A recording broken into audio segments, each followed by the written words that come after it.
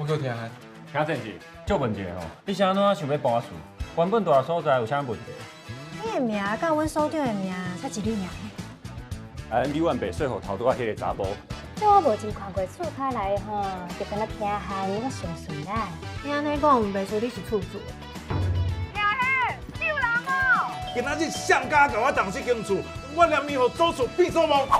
恁先好，从新仔载我踅出去哦。这阮主家的起家厝呢，敢有人做大事做甲安尼？哎呦！兄弟姊妹感情好歹，但是表面上看着遐简单呢。